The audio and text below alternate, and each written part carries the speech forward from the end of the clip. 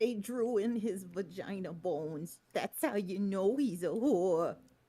Hi, I'm Why Spike. are you stealing my jokes? I have so little material this week, and you steal my jokes See, it's immediately. you stole a combo of our jokes because Yeah. Amanda said the vagina bone joke, and I was the one who was like, "That's how you know he's a whore." And I We're heard his talking sunny about voice. Gambit. I'm Yeah. Kel. I can't believe this. A Hello. plagiarist in our midst. A Phaedrus. Call How H could you? bomber guy. How could you? Right in How front of could my I? salad. How could you? In front of your child. Ugh. Ugh. How's everybody? Everybody's Good. I'm excited about Gambit's vagina bones. yeah. I He's my am. favorite X-Men because he looks like the most likely to give you an STD. Oh, That's okay. absolutely true. That's great. Wonderful. I love it. And I then love be it. like, "Are you sure it was me?" Yeah. Because I mean, you are a huge slut. And you'd be like, "What the fuck, Gambit? Of Oh all my god. people, you?" But Oh my yeah, god. I was I was just saying that before. I was saying like my mood is complex because I've locked into Iron Circus's con schedule for the year. And I'm feeling strongly multiple ways about it, and Hey, that's uh my. Don't worry about it. It's my shit. That's my job. uh, Don't worry about it. uh Convention worries is my job, and we're doing really good so far. Look. Oh, so I need to name the episode. I forgot. This is episode 66, right? I think it is. I think so. But Gambit yeah, 65. for folks 65. who don't know, like I'm so over it. I'm so over conventions in like multiple ways. It's just a lot of effort, and I'm old and lazy, and I don't want to do it anymore. So it's like Um, there was a time when I would do any little fucking con you could find, like any little hoot nanny that you could dig up, I'd go to it. But now I'm not about that life anymore. There, I named the episode um, appropriately. there. That's a great name for the episode. Hoot nanny. Oh No, no, it's Gambit's got vagina bones. And that's how you can that's how tell you he's a know he's whore. a whore. It's important. I We barely. can't see all the text. No, Yeah. no, no. It's on a lag. I resized it. Okay. Yeah. Again, There we remember the go. stream is on a lag. A lag. Also, I Um. want to. Oh no. Continue. Oh, I was just about to say. I just want to point out. Let me centralize the thing here so I can see what people can see. Okay, Oh, so it's a K. I don't want you to know what I thought that looked like. no, you're right. You're completely right. Oh, that was What it looks intentional? That's 100% intentional. Okay, then good. I'm not a dirty bird. That is Hooray! I matter of saw. fact. I So mean, the like Keebler elves live in a vagina. they do not live in a vagina, and while this looks like a vagina, it is not a vagina. See, you asked, so now you're gonna fucking get it. Now you're Oh gonna get shit. you're gonna get the anatomy lesson.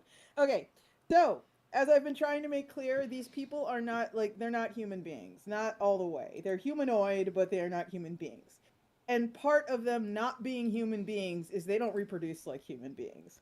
And that is going to sort of be trickled out throughout the entirety of this comic. But what you think you see here is a vagina, but it's not a vagina. Not to them, because that's not what their genitals look like. See, But the this part symbolism down is for here, us. the symbolism is for you. It's basically a bait and switch for everyone who doesn't come to these things. It's a bait and switch. This part down here, this is basically they're marsupials, so it's like it's the slit. It's where the baby lives until it's basically not a pink jelly bean anymore.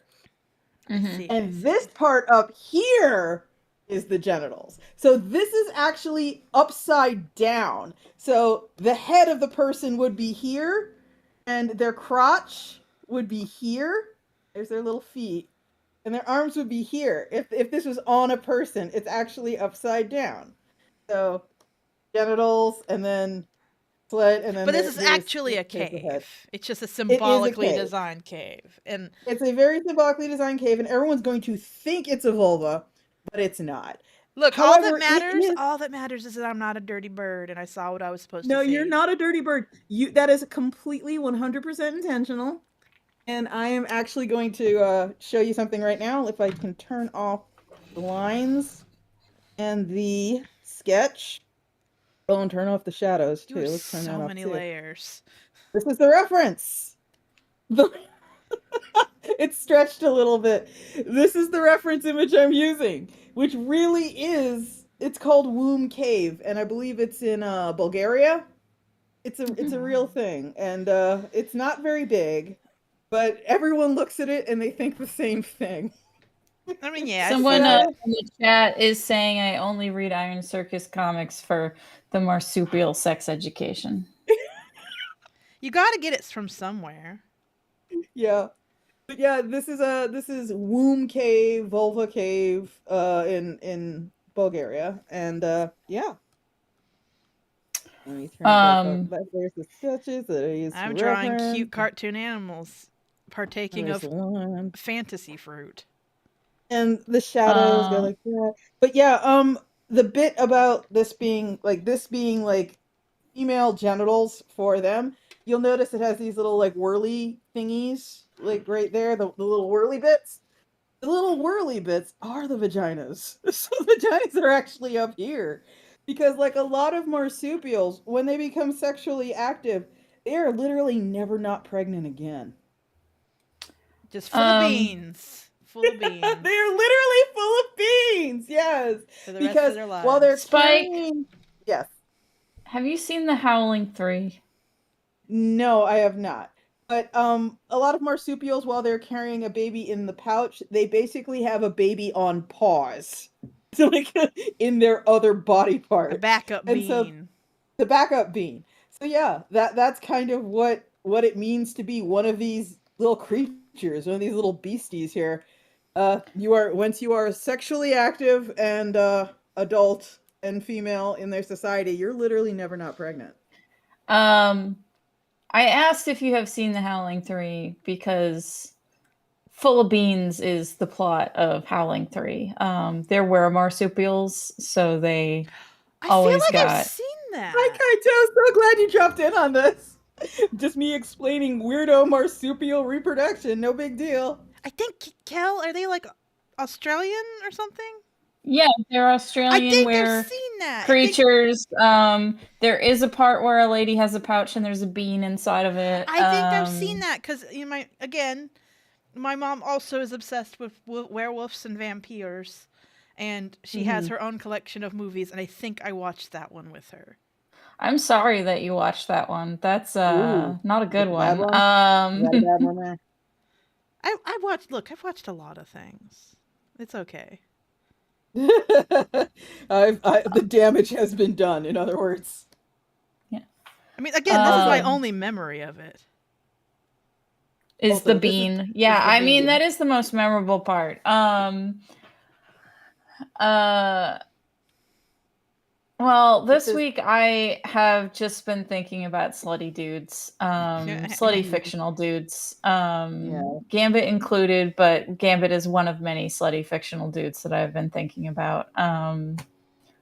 I fell into a Baldur's Gate 3 hole, and that's full of slutty boys. That'll happen, yeah. And my favorite slutty boy wants to have a 3-way with you and whatever other character you're romancing.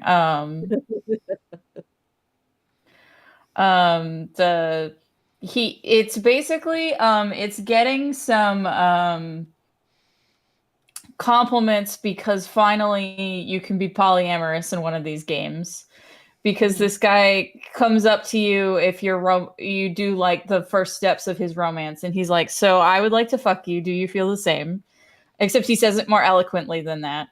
And if you say yes, he's like, "Okay, well, you're also dating this person, so you need to go talk to them and get their consent because no cheating is allowed. But we got to get their okay before we move forward with being a throuple." Oh, ethical non-monogamy. How refreshing. Yeah.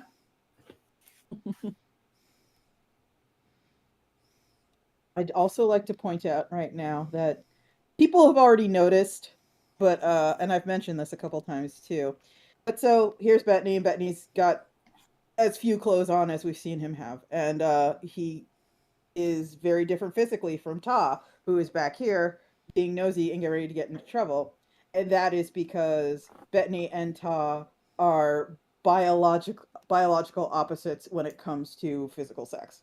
And Ta is actually a third gender who is based sorta, kinda, but not really on the sworn virgins of Albania. So that's why Ta looks different. And when Ta turns around, you're going to see Ta has that slit because Ta is sort of is a member of the female sex. They are not gendered female; they are third gender. But you're going to see that Ta and Bettany are physically diametrically opposed. And I am excited to get to showing that because people are going to be like, Are they? "Wait a minute!" And like, hmm? Is them being naked and returning to the womb symbolisms? No, they are doing that because it is wet and gross in there, and they have like one set of clothes each. It's wet Because and gross in there. they're fucking vagabond thief. They're basically Dickensian orphans. So they have just like the one set of clothes. So they have to be careful with the one set of clothes they have. Fantastic. Also, Bettany, here, let's draw some butts. There's Bettany's butt, and there's Pa's butt, Very and important. Bettany has a tail that's like that. It's like really wide and Oh, I'm flat, and so rusty right Pa now. has a I tail can't that's like draw a that. single thing that I'm not mad at. And that's because that's Bettany, and that's because that's tough. So you're gonna see they have different shaped tails. I'm basically forcing myself to draw right now because I know I should, but I'm like not in the mood. Oh, I'm sorry. You don't have to draw. You can play a video game and stream that. I guess I could. You could do that. So I've been in a I have. I've been in a I funk oh, all week.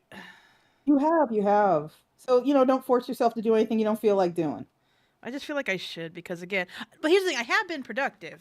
I'm just now I'm used to drawing on my sofa. Aw. Because well, no, it's nice because I have that new 2-in-1 laptop that you can draw on. Mm-hmm. So I've I gotten love sofa drawing. yeah, I've gotten so used to it, and now like when I return to the computer, it feels weird.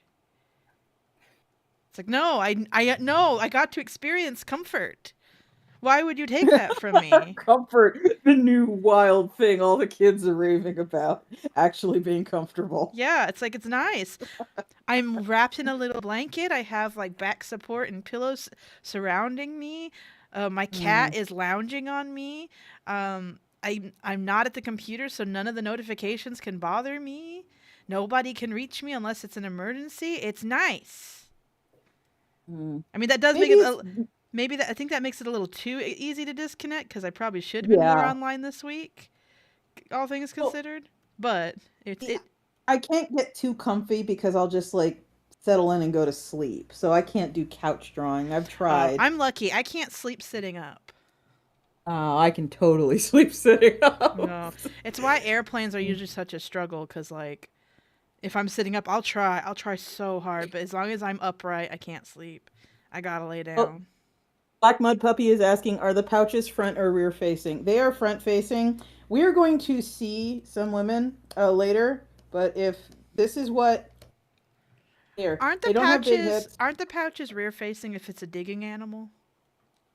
They are definitely not digging animals, so Because I yeah. think wombats But have rear it's facing, right so they don't there. fill their pouches with dirt when they dig. Yeah, it's right. This is where the pouch is. There's the face. This is where the pouch is, and when they carry the baby, it's like I guess from the side. Let me just.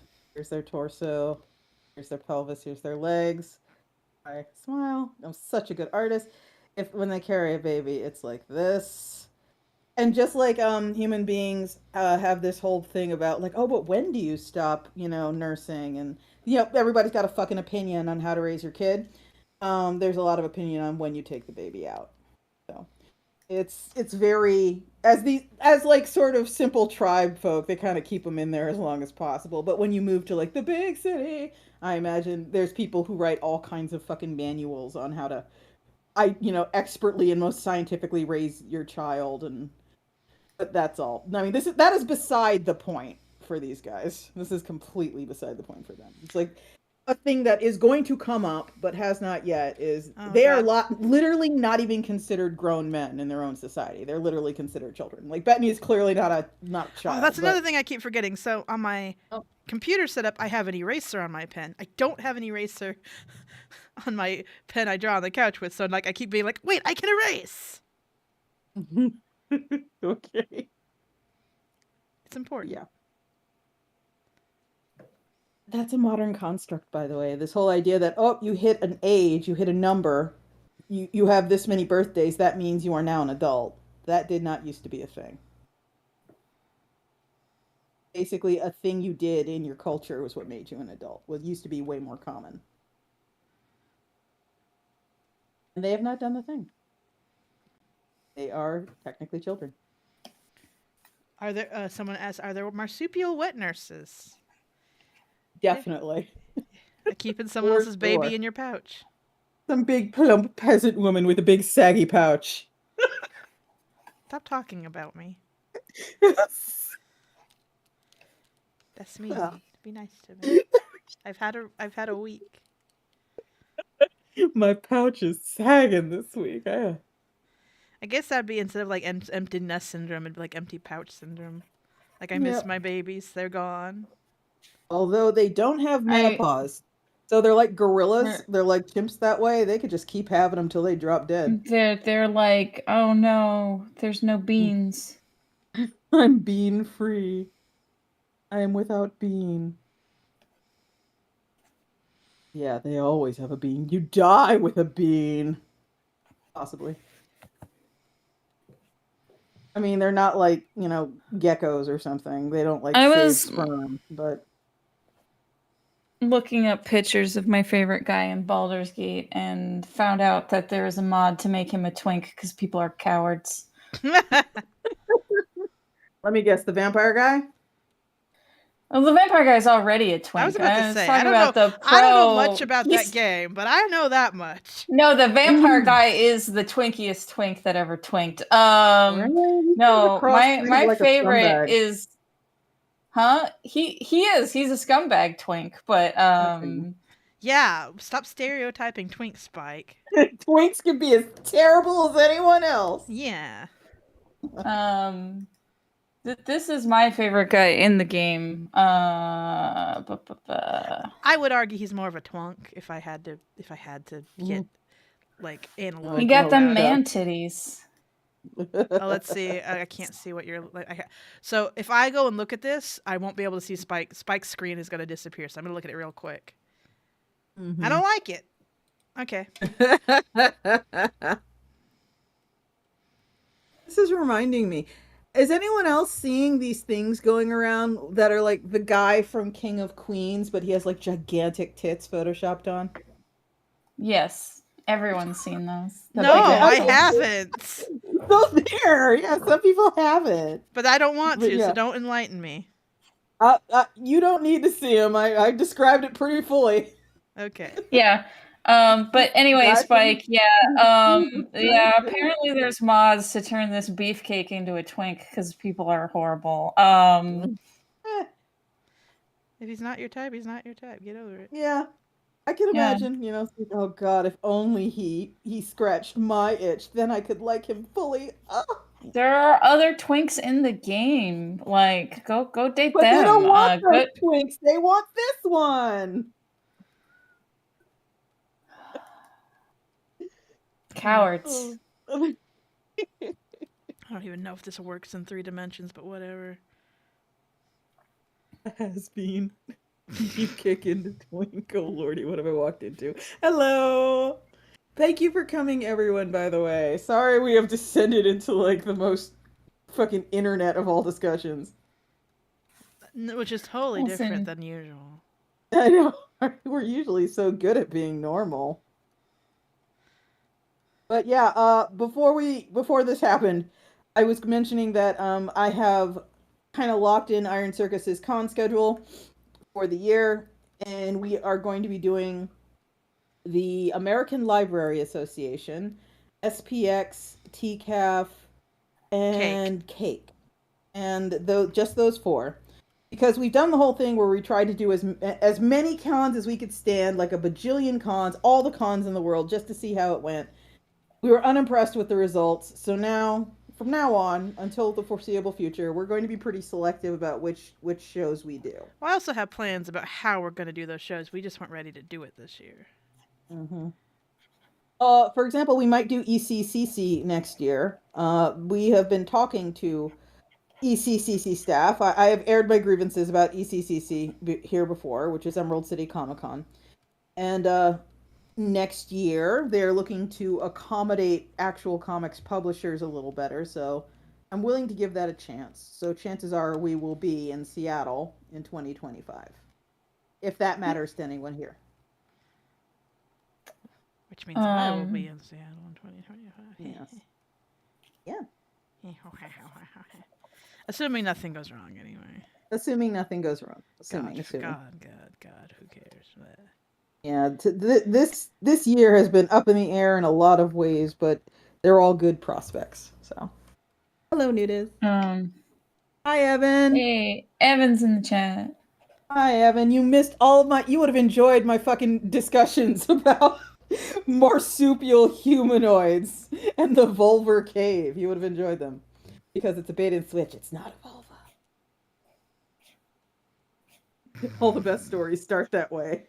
That's not a vulva at all. Evan, I like the orange of that you painted your wall. That's a good orange. Yeah, people should have more guts when they come to customizing their living spaces. I wish I could.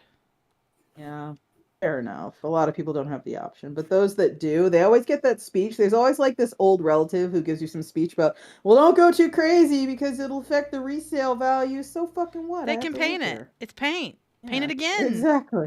Yeah. I'm not the first person to paint this wall. Yeah, you just paint it before you sell it, if you're going to sell it. I mean, most people do that anyway. Even if the walls are white, they paint them again. Yeah, it's not a big deal. Oh, we get Vulvar? Oh, constantly. Always. Always. I was just demonstrating, like this bit up here. Right here. That right there. Yeah. That is a stylization of what the female down there looks like in this particular species. So it's not this part. I know what you meant by when you said the female down there, but that made it sound like it's a type of female. You know, the down there female. The females who live in the caves. Yeah. The down there females who live in the catacombs. Yeah, but this is what they're actually doing here. This is kind of the origin story about why they have really nice knives, even though they dress like Dickensian orphans. They're about to go, I guess I'm going to steal them. So they're going to go and snatch them. Because they have a culture where there are grave goods. And I don't know how familiar folks are with sort of like Eurasian steppe culture mummies. But there are mummies. There are mummies in what is now China. And they are very European. This is a thing that China really doesn't like. Okay, so a little bit about Chinese archaeology. Chinese archaeology is thoroughly corrupted by Chinese politics. And what that means is China is kind of always looking for an angle when it comes to their archaeology to prove, air quotes, that whatever land they have declared is part of true China is part of true China. So if they've decided like a several hundred square miles off to the left, that's actually in Mongolia or something, should be part of China, they'll put a ton of energy into funding archaeological expeditions to look for Chinese cultural remains as far back as you can go in that area, in that landmass to, once again, air quotes, prove that actually that's not part of Mongolia, actually that's China, that should be absorbed into the Chinese state. So that is sort of what we're working with here. However, there are a lot of mummies that are dug up in what is now China, and they are literally like alabaster redheads. It's not a matter of things fading over time. Like genetic tests are being conducted. These are definitely what we would call white people who died in what is now China. And they're not like, ethnically mixed. They're ethnically distinct white people buried thousands and thousands of years ago in China. And China super doesn't like that. Super doesn't like that. But the thing is, it makes perfect sense because the Silk Road was a thing. And there were entire cultures who they didn't like have a fixed address. They just traveled the Silk Road. And if they found a place they liked, like a stretch of valley or something that was particularly conducive to the grazing of hardy little ponies, they're going to chill out and stick around and bury their dead there. But China is kind of like not down with reality when it comes to stuff like that. So they're very unwilling to do things like grant various archaeological permits to groups who they think will kind of not support their particular worldview on what constitutes Chinese, again, air quotes, history. And it's super fucking lame. Okay, I'm finding my groove. I'm slowly getting there. Good. I'm still thinking about Hallison's man titties. They're great. But yeah, that's kind of what inspired what is going on here. Their people kind of like, I like mummies. Mummies are great, and I wanted to work some mummies into this. And the way I see it, they did the Egyptian thing where they probably started burying people. Hobby Lobby as a country. Hobby Lobby as a basically. They probably did the Egyptian thing where they buried their people, and then they realized at some point that their people weren't rotting if they were buried in a certain way. And then eventually a lot of their cosmology began to focus around making sure that the body lasted as long as possible. And so they now kind of, what they do is a combination of things that, that I've read and I am a fan of and I'm interested in, obviously. Like, that constitutes pretty much fucking everything I draw. Like, I'm interested in it, therefore I turn it into a comic. I just draw gay rabbits. Well, that's because you're interested in gay rabbits. That's true. It's true. There you go. I am interested in gay rabbits. Okay, so here's the thing about religion. Let's talk about where religion comes from. I don't want to. No, it's super fun because here's the thing. Is it? Religion is always a reflection of the people who kind of do the thing. And so shepherd religions usually depict all their gods as kind of in this shepherd capacity. Agrarian religions tend to focus on agrarian aspects of life, that sort of thing. Just agrarian people have agrarian gods, shepherding people have shepherd gods, people who are, riding around on horseback tend to have gods that reflect that. And these people are kind of like, I don't want to say Golden Horde. They weren't like that. But they are inspired by sort of Cossacks, Eurasian horse cultures, that kind of thing. And horse herds are what constitutes kind of 90% of their day. And so their cosmology is inspired by that. And I also kind of want them to have this society of horse girls. Well, yeah, they're basically a society of horse girls. And that's why these three suck, by the way. That's why these three suck. They suck. Because they don't have any horses. It's the no bitches meme, but it's no Hanses. Exactly. No Hanses. Exactly. And as a result, they kind of like, no one takes them seriously. It's part of the reason they are considered children. Because they don't even have herds. They suck. They suck super bad. And that's why they're reduced to theft and being little shits. Because they don't have anything and no one wants to give them anything. But their cosmology. When you die, they basically want to preserve your body. And they decide they're going to preserve your body by smoking it, kind of how they smoke meat. Because, they eat their herds, and the way to preserve meat when you're not very close to, say, a big body of water you can get salt from, is you smoke it. And so they also smoke the bodies of their dead. And when the bodies of their dead have been sufficiently smoked, they go in here, in the vulva cave. And since the vulva cave is not particularly dry, it requires a lot of looking after. So people are in here a lot to make sure things are okay. And again, they don't consider it a vulva cave, they consider it a pouch cave. So they put their dead in the pouch of the earth, which they consider female, and they Are these figure dipshits that grave robbing? they are. That's Okay. exactly what they're fucking doing. They're stealing Okay. from the dead. Yay!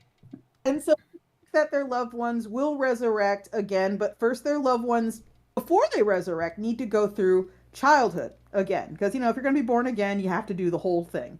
And so they put them back in the earth's pouch, just like you were put in your mother's pouch to be raised into something that could function independently. You need to be put in the earth's pouch to be raised again back to humanity. So that's their cosmology, and that's why there's a whole bunch of fucking dead bodies in here. I can't wait to draw the dead bodies. It's going to be great. Oh, no, have you ever seen what a smoked human corpse looks like? It's going to be awesome. I'm not answering that question. But yeah, funerary rites. Oh, I've cribbed from 15 million different funerary rites. A lot of them are Eurasian. Big surprise there. One of my favorite is there's going to have there's you're going to be able to tell who's rich down there. It shouldn't matter. Religion always tells you it shouldn't matter. It fucking matters. Of course it matters. It depends on the religion. And 90% of them it matters. No, I'm saying which ones tell you it doesn't matter. A lot do tell you it matters. Oh, fair enough. But basically, I've mentioned that their society is very stratified. There's a serious caste system, and there is something that's functionally slavery in all but name, that these three are basically dangling, by white knuckle, by their fingernails dangling above, trying not to slip down into. And there's going to be people in the cave who clearly, they didn't die of old age. They were kind of marched in there because whenever who, air quotes, owned them passed on, you don't expect him to wash his own ass in the afterlife, do you? So there's going to be some people like that down there. And you're going to be able to tell which ones those are because they had their feet cut off. So they can't run away. Yay. Which is a real thing. Yay. I love it. Great. I'm so excited. I'm so excited to draw some fucking mummies. It's going to be great. This is why I have to quarantine you sometimes. Also, you'll notice down here, Eki, little shit, this one, he's fully dressed and he is not stripping down. He is not going in the cave. That is because, again, he's a religious type. And he is basically... Every time you call him Eki, I hear Becky. He's a Becky. He's a massive Becky.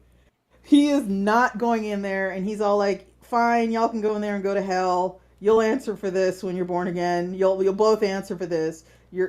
He doesn't believe in hell. That's not part of their cosmology. But if he did, he'd be like, you'll all roast in hell forever. Y'all are scumbags. You're the worst. I refuse to be part of this. So he's just... And he can't stop him. He knows he can't stop him. So he's sitting out there and pouting. And before Bettany goes in, Bettany's going to be like, hey, so, if you see anything, yell so we can get out. And Eki goes, no, because you deserve to go to hell. I'm not going to say anything. I hope they come up here and I hope they fucking beat your ass. I hope they cut your head off for this. Because this is satanic. That sounds like real family. It's dark-sided. That sounds like real family, honestly. It's dark. That's genuine. That's genuine sibling behavior. Yeah. Yeah. So yeah, there's a lot I can't wait to get to. And keep in mind, this is only their culture. Their culture is actually it's their entire world, and I'm going to try and sort of portray it like this is their entire world. But it kind of ends when you get past the mountains. No one believes in this shit. I'm drawing rabbit who like to eat a fruit that's shaped like a star. That is also good though. Very deep. There is room for everybody. Very deep, very nuanced. I'm drawing sad vampires. Also good. Good. Are they sad? Are they nuanced? No, they're not nuanced. They're horrible metaphors for capitalism. They're just sad. because no one understands them. It's so hard to be a billionaire and to consume and the lives of everyone else and have people not like you for that. Damn. I just want to be. I want to be dangerously wealthy and loved. Is that so wrong? I mean, you can. Exactly. That's if you just pull an Enya and you buy a castle in the hills and you go there and you stay there and people remember you fondly and you don't fuck with nobody and that's it. Pull an Enya. I like how specific that was. Evan, I have seen the new Interview with a Vampire, and it does rock. It slaps. It's so great. I love everything about it. Claudia is way better in the new show than she was in the movie. Is Claudia the little girl? Yeah. Okay. So hey, that new Beetlejuice trailer, huh? It's a whole lot of nothing. Spike, I remind you, I've been under a rock for a week. There's a new movie, Amanda. It's called Spike. Amanda hasn't seen the first Yeah. Beetlejuice, so I have not like seen the original Beetlejuice. It's called Beetlejuice. Beetlejuice. It's the new one. And guess how it opens? It has the most fucking trailer core opening on earth. Hey, you remember that song you liked from the first movie? Here it is sung by a children's choir. Hauntingly. Oh. It's like satire levels of bad. I see. Yes. And it's like, you know what? I don't want to be mean about it, but it's like part of me is Too all late. like, what have you been, I know, right? What have you been up to for the past like 25 years if you have time to reprise this fucking 90s ass role as the exact same character in what's clearly going to be the same movie? Because all the people that were in the fucking first Beetlejuice movie who aren't literally dead are in the second Beetlejuice movie. It's kind of like the new Ghostbusters stuff. We're out of ideas. We're completely out of ideas. I didn't like the original Ghostbusters. That's okay. I was very bored and I got to the scene with the guy getting his pants zipped down and I quietly went, this is not for me. I'm going to go. It's interesting how many people have memory hold the ghost blowjob scene. It's not that it was bad. It wasn't funny. And it was like the last straw and things that weren't funny. And I was like, all right, I'm out. Bye. This has been boring. Yeah, I'm tired. I agree. I wasn't bothered. It was just. No, it was just unnecessary. And it's I like, didn't why also is this get here? it. Yeah, that was the other thing. Like, it didn't make sense, like, with all the rest of the In scenes. context, It was no. really weird. Apparently it was there because Dan Aykroyd really, really, really wanted it there. Okay. You know, respect. He really That is what believes I've in heard. ghosts. He believes in a lot of I mean, shit. respect for the vision.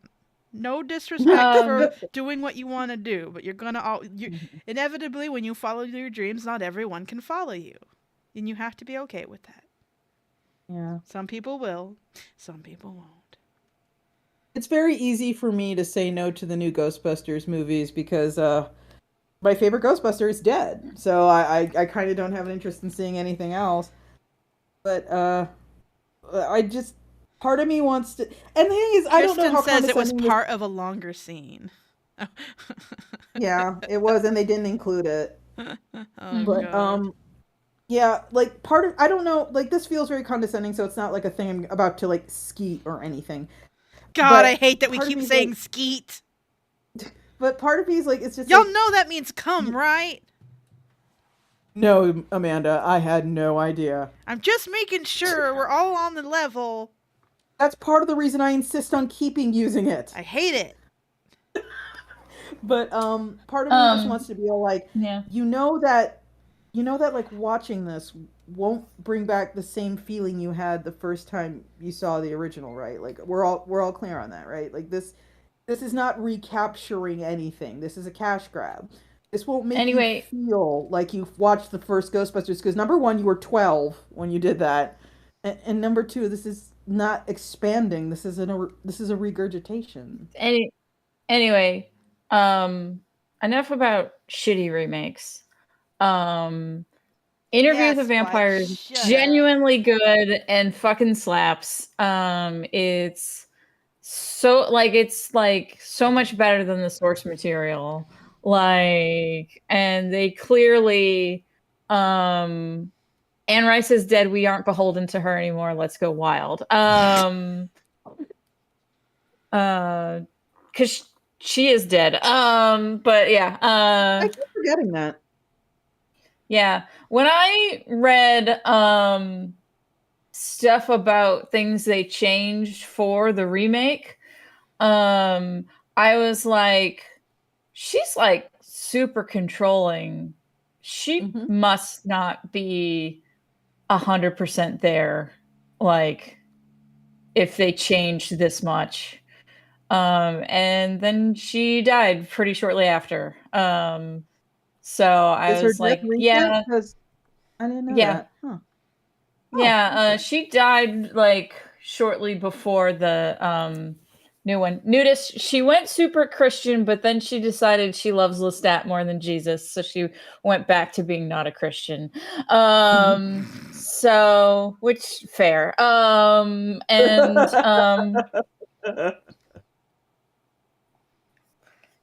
Yeah, so it's very cool because it's like taking a lot of stuff that like people sort of saw as subtext, whether intentional or unintentional, and expanded upon it. It's also like it's flat out addressed that Louis and Lestat's relationship is toxic. Do they lean even more into the "a baby will fix this"? Yeah, and then Claudia's older, so they could do more interesting shit with her. So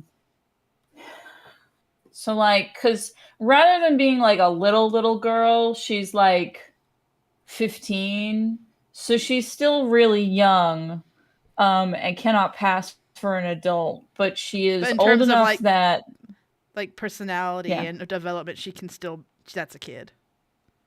yeah. So she can. There's a part where she like leaves and comes back to them because since she looks 15, it is easier for her to like be like, oh, I'm just out, like rather than like people being like, what is this kid doing alone in the dark, like uh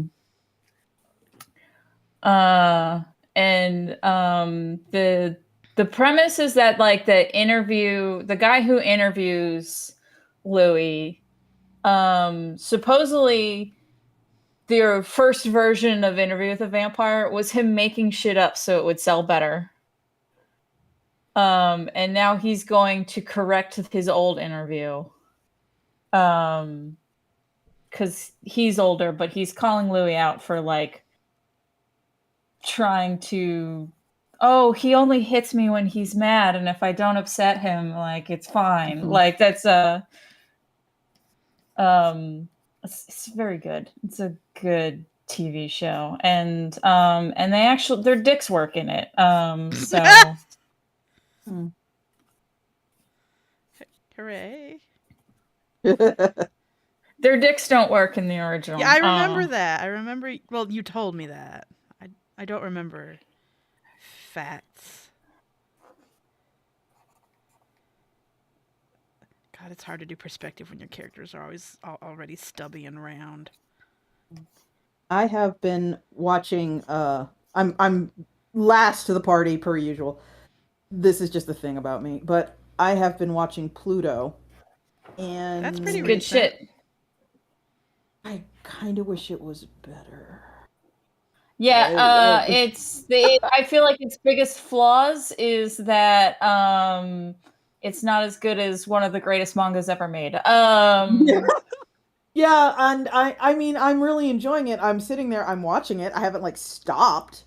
And yeah. that's something, but at the same time, the whole time I'm watching it, I'm like okay, and here comes this beat, and here You comes this like the beat, and manga here so comes this much beat. better. Yeah, it's like here comes this beat, here comes this beat. Okay, oh, they're That setting us up, so we'll be sad, and here we are, we're sad now. Okay, it's just, oh, hey, and here's a little boy. Gee, I wonder who it is. Like it's that. Uh, one And jury, yes, the reporter is doing a call out post on Lestat. They're saying he's an abuser, and you're making justifications for him. Um, here's my tweet logger about Lestat the vampire. yeah, he's But yeah, problematic, you guys. he's Did extremely you know that problematic. he's a murderer and he He's a abuses his murderer. boyfriend? Oh my god. Oh my god. Here's their Discord discussion. Yeah. Screenshot. Did you know that he literally told Louis' brother to kill himself over and over again until Louis' brother did? Oh my god. It's so problematic. Do you know what that makes me think of? Talking about the Pluto thing is Chainsaw Man. What? Mhm. Oh really? So are you having the same feelings about the anime? Here's the thing. The anime is technically immaculate. Yeah. Is Yes. Problem is, the manga is not, and that's why it's so good. The manga is a big, messy, weird thing, and the anime is clean and gorgeous and cinematic, and it's just not weird enough, and it's not funny.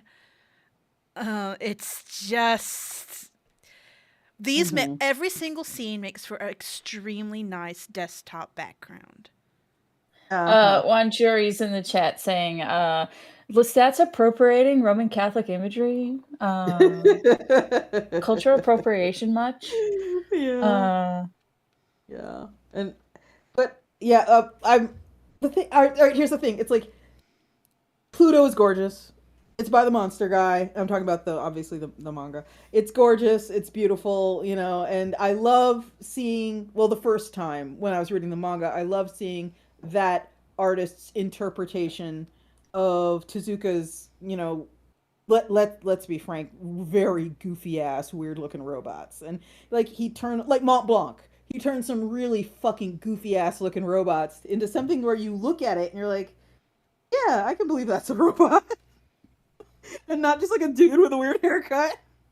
And that's kind of was a big part of the initial charm for me. Like he turned Mighty Atom into something that didn't look cornball. And But I understand that aesthetics are very subjective. I get that. yeah, I was about to say obviously. it I'm was sure. very cornball.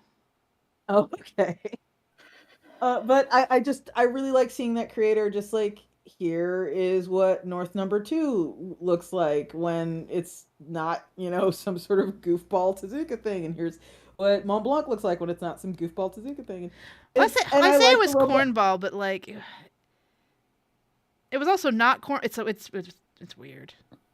Yeah. Suzuka shit's always weird, where it'll be like, And I really like the bit about, the robot wife and her robot husband who live like people, because that's kind of just what you do. And, she's an older model and she looks it, and that's okay. And like, and she expresses some level of love for her robot husband, and that's cool.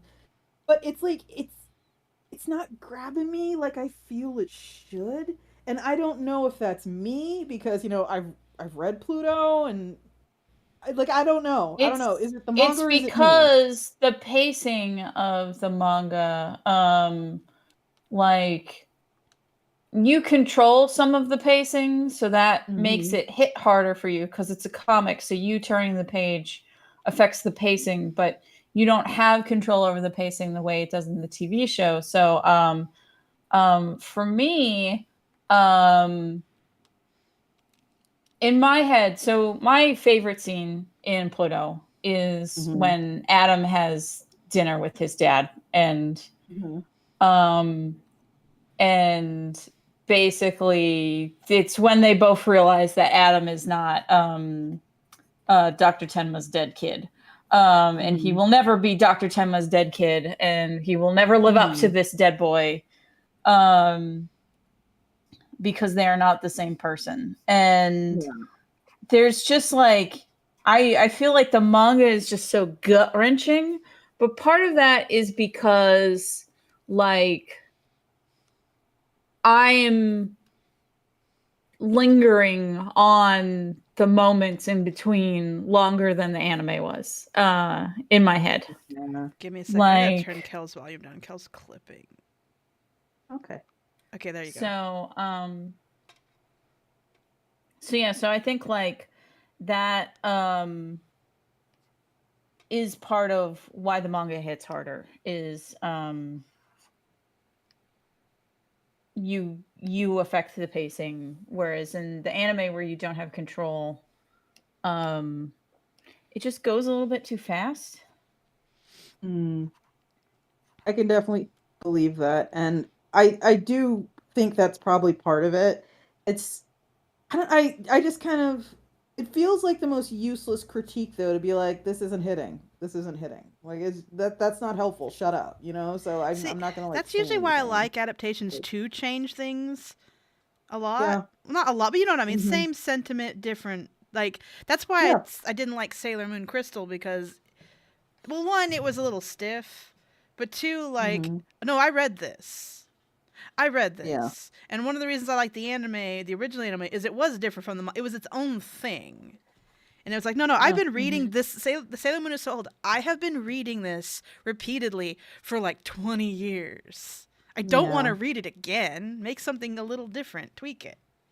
Yeah, actually, if I could, if I could make this about Lackadaisy, one of the things that we do sort of go through when we're sort of like talking about Lackadaisy and like trying to adapt a very long format comic to an animated format, we can't just regurgitate the strip. Like, not only, like, maybe some of the hardcore people would be really happy with that, but we have to do something else. We have to sort of keep the spirit of the story without keeping the comic pacing and keeping the comic timing, because that is not going to translate. It's a completely They different have their own sort of, strengths and weaknesses. exactly. You can't tell the same story the exact same way, and it'll plod if we try to, and it won't be successful. So changes need to be made if you're going to switch formats. It's the real thing. Let's see. Chat has been saying many things. Have y'all seen the Uh-huh. footage of all the different versions of Little Nemo? Wild how the styles change. Oh yeah. Yeah.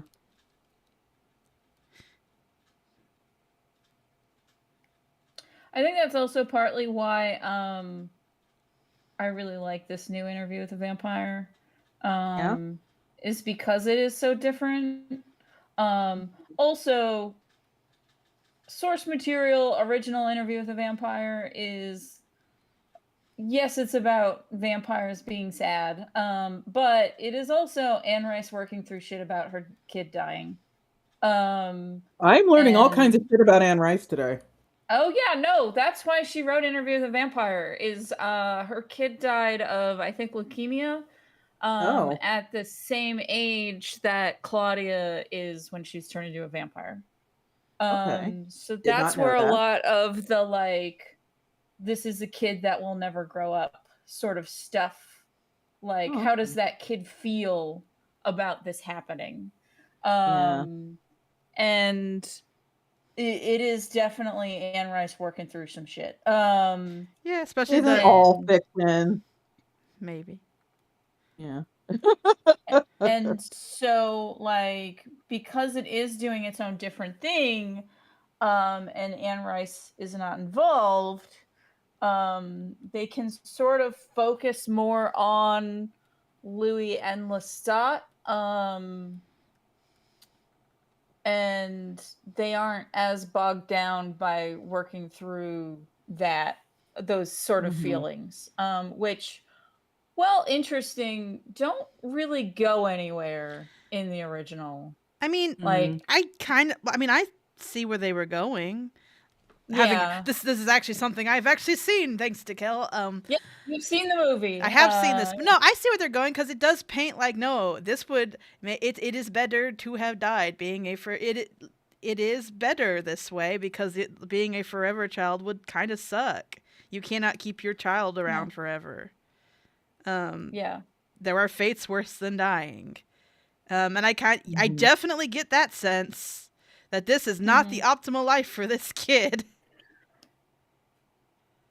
Well, it's also the she has the Claudia has the bit about like it means that she'll never grow up, and the mourning the ability to grow up like is also like Anne Rice, like this is probably how my kid feels about never getting to grow up. Like well, I think it's multiple things at once. It would suck if she could live forever, but also it's also the fact that her kid is like a thing in her brain that never ages. Mm-hmm. Yeah. It's many things. So I thought it did that stuff fine. I didn't think it didn't go anywhere. It gets a lot weirder in the books. Okay, the movie cleaned it up a little bit. Okay, I only know the movie. Yeah, don't they have sex with Claudia in the book? No one has sex. Their dicks don't work.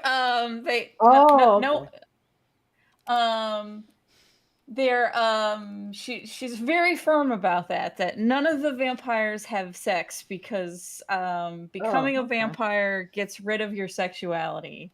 So her very gay vampires are not gay.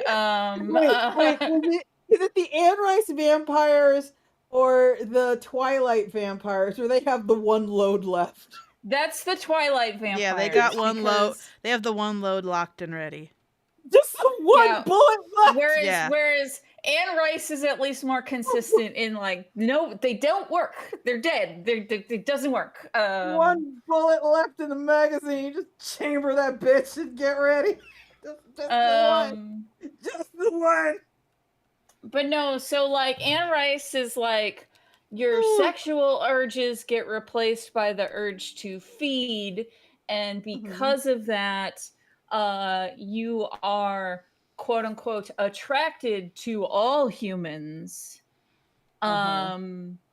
because you can feed off all humans. So there is some stuff that is real weird and creepy with Claudia in the books.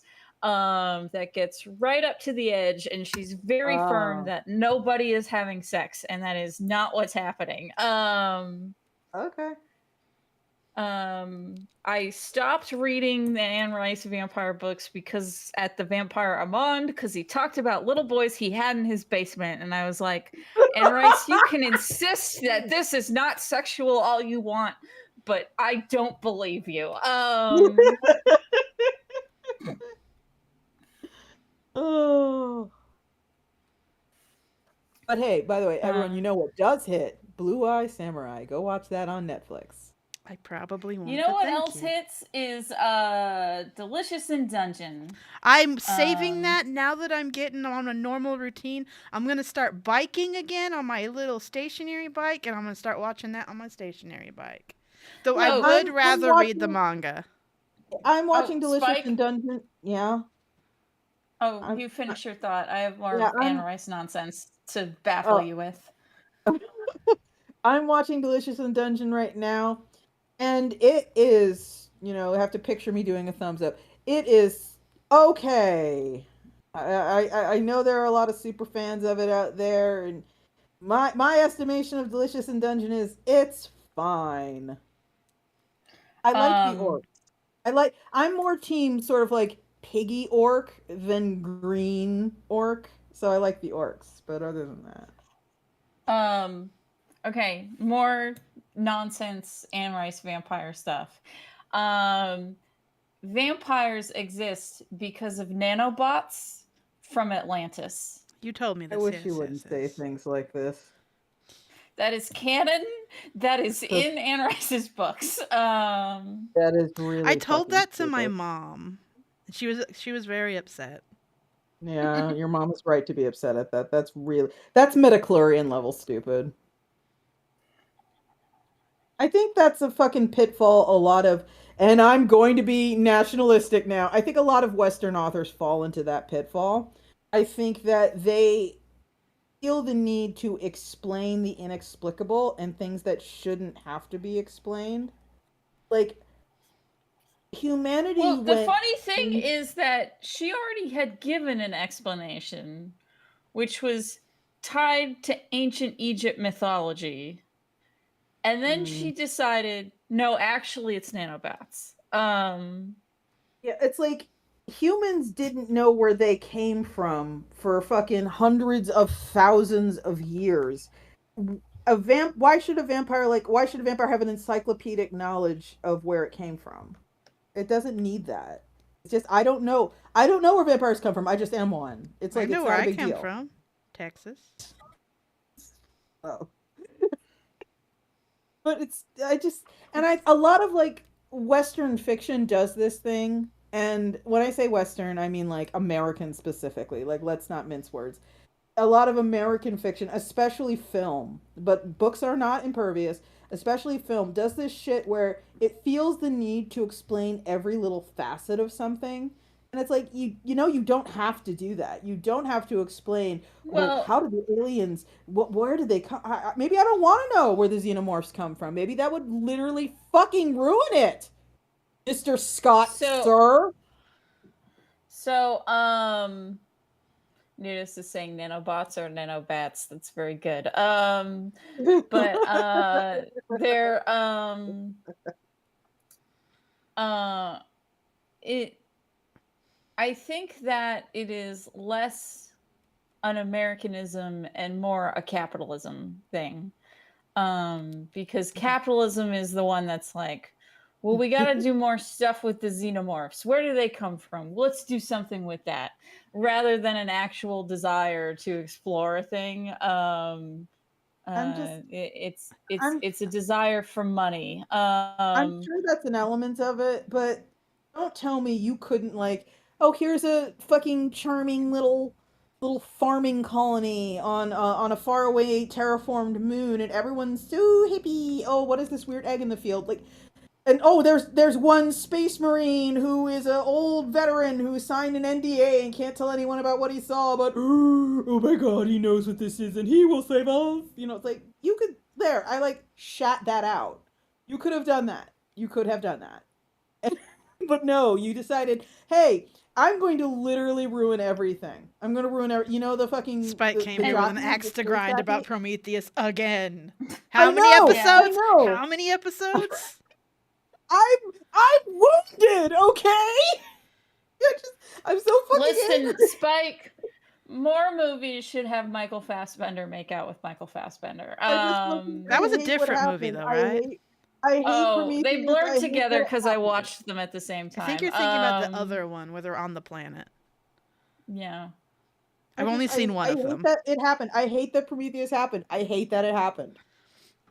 Well, so also Spike, I It is the remember when the sin Hobbit of movies aliens. came out, there was an article about how that was described the clubbed foot of nerdism has ruined the Hobbit. Oh, what an awful And thing to say.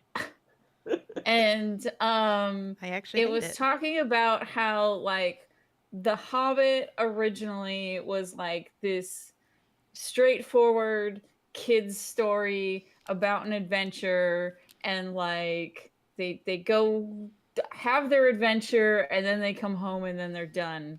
And but the club foot of nerdism that needs to fucking explain and catalog everything is like, but how does it relate to What the does that wider mean, the club world? foot in this Yeah, I'm situation? curious about I that don't know too. why they discarded the clubbed foot. I guess like, why are they wording it like that? What does that mean? I don't know. Like, I understood their point, but I don't know why they worded it that way, other than ableism. It makes me side eye them very hard and not want to listen to what they have to say. Like, I don't.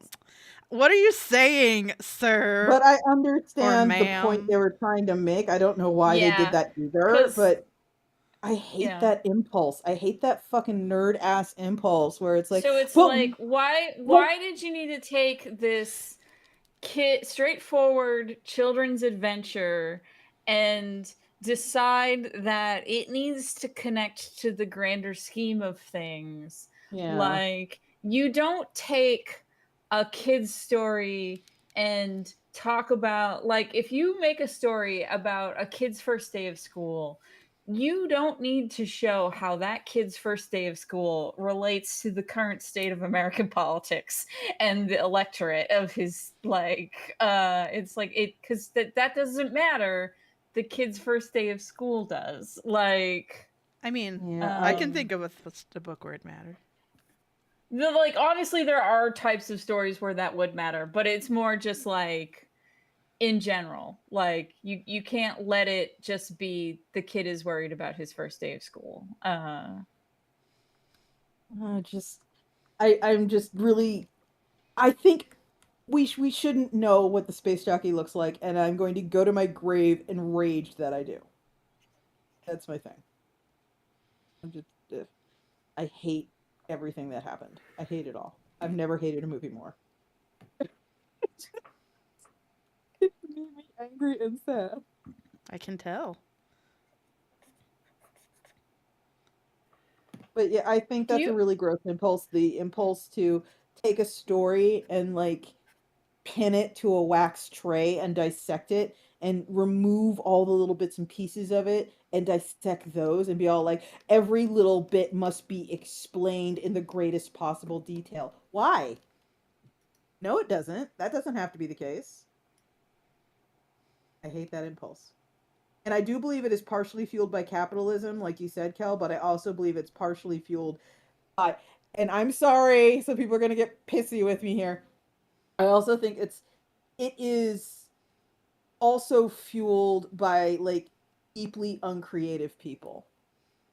Deeply uncreative people who have somehow just like kind of become part of this process the same way deeply uncreative people, like I think of it like the best metaphor I can think of is when deeply uncreative people become part of animation and video games. And one of the things they start pushing for and insisting on is greater and greater realism. All things fall by the wayside in favor of, but can I see his pores? Like that level of realism. And when they get up on a stage at State of Play or E3 or whatever the fuck, and they just talk to you about how many pixels there are, or how many, look at this rock, isn't this the best rock you've ever seen in your life? It's like this prosthetic sort of creativity where look how realistic I can make it, look how indistinguishable from real life I can make it. And they kind of categorize that as a kind of creativity. Like I'm helping, I'm contributing, I'm telling them to put pores, I'm telling them to put individual hairs. And that is an approach by someone who does not understand Well, I why also people think create and consider the end goal of creativity as close a facsimile to reality as possible when it is not. Well, I think it's partially that, but also I think there's a part of video gaming that makes it not like other mediums where sometimes it is about the tech. It is about advancing the tech and the tech demos. And I think sometimes they just mix priorities up. I don't think it's always that, but I do think there's because you have different I people trying to do different things. Like for example, like people who are behind the hardware want to be able to show it off. Yeah. Sometimes that like Yeah. results in it's bad decisions, also but yeah. Mhm. it's also I feel like sometimes realism is a benefit, and like it's one of those things where like striving for realism is can be a good thing. I feel like what's worse is when someone wants to have firm hard rules about a world like it's a tabletop RPG. Yeah. And I feel like a lot of people mistake the two. Like, so this is where like what's good for gaming is not necessarily good for prose Mhm. or comics or a narrative that isn't interactive. And people who like one assume that the other should also be like it. Yeah. So like um when it comes to stuff that's like, oh, we need to be more realistic, um I think you get sometimes that can be used for creativity, and push things forward in a way that's very interesting because it's like, well, a lot of stories do this, but it wouldn't actually happen this way, so we're going to do it this way instead. Um, and uh, and that is like, as soon as the realism gets in the way of the type of story you want to tell, you should discard it. Because like one of the things I really liked about A Song of Ice and Fire is it's stuff like, oh, you declared war on the people that grew all your food, and that means you're gonna have a famine now. So like Well, I yeah, like that. Yeah. So it's like, so it's that sort of realism works, but also George R. R. Martin is so bad at math when it comes to okay. how big medieval armies should be. Like, and that's not realistic. Because if that was realistic, it wouldn't fit the grandioseness of the story. Like, so it's a trade-off. I've You need already to be been able. I've Yeah. already been thinking about stuff like that with Porima because I know that every time you have a comic or a fictional media where you have like the furry anthro characters, people always ask the same questions like how, like what happens when they have babies? Are they hybrids? What goes on? I literally picked a bunch of different options for how that can go and rolled a dice and picked the answer that rolled because it's like, you know what? That's how I'm gonna decide. That's kind of funny because Matt and I rewatched some of BoJack Horseman recently, and we were sitting there like, so if Diane and Mr. Peanut Butter, and then we actually got an answer in the fucking show, and it's what we lovingly refer to as Usagi Yojimbo rules. And the Usagi Yojimbo rule is, what is the female, what is the male? And if they have, so if the boy animal is a horse and the girl animal is a dog, and they get married and have babies, the boys will be horses and the girls will be dogs. No, And those are Usagi so Yojimbo rules. So Spike, that's wrong. That's not how BoJack Horseman works. Really? Because It's the it deer is it lady. is it's a coin flip. It's not tied to gender. It's a coin flip. Okay. So you do get later on a lady gives birth to a girl horse. So it's Yeah, that is right, isn't it?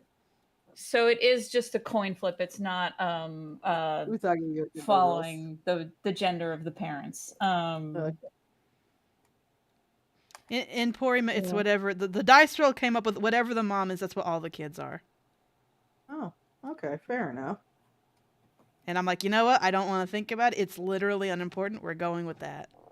I cannot wait to show you these guys as mom. I love The in mom is BoJack so Horseman. Oh god. Spike, I love in BoJack Horseman that they just eat giant eggs. See, that's another thing where it's like we were just sort of like thinking about that, and it's like, is it really any? All right, yes, it is. It's way more fucked up, but just like the idea that it's chickens raising chickens to be consumed by all the non-chickens. Yep. See, that's why in Porima all the mammal niches that got emptied got filled by archosaurs, so they basically raised dinosaurs. They still have chickens. There are no bird people. Well, there's on Earth there are no bird people. They're all mammals because I don't like drawing bird people. There's a thing that I not recently, like in the past couple years, but I found this out about a new theory in paleontology that seems to have a lot of support, and I'm fucking fascinated by it. And it's about the niches of predators during like the Triassic. And there is this sort of opinion that multiple ecological niches were filled by one predator, like one local at different predator, life stages. Exactly. Yeah, so like the T-Rex I decided is like. Keep talking. The livestock that is raised by these people are kind of like there's sort of a stage where they can be ridden, and then there's just a stage where they just sort of like keep them in the herd and just like they're just good for eating and milking at that stage.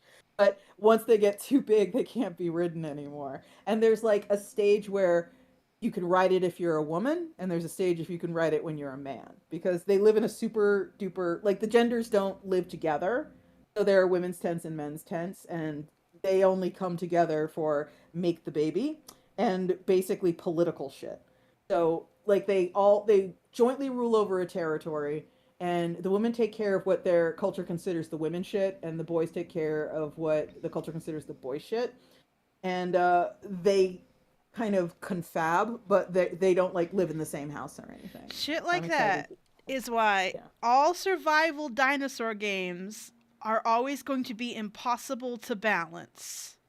Yeah.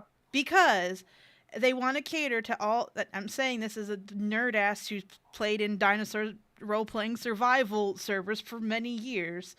Um, they want to appease everyone by making sure everyone has active access to their favorite dinosaur they loved as a child.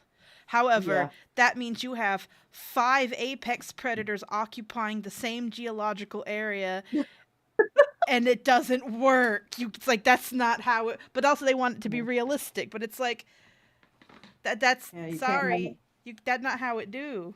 You can't have both. But they try to have both, and they can never balance it, and it's always a struggle. Yes, the aisle. I'm talking about the aisle, but I'm talking about lots of things, really. talking about you, the aisle. Yes, you. Anyway, this is why when it comes to world building stuff, I frequently go with does this fit the metaphor? Because I'm like, that is more important to me than if it like biologically makes sense.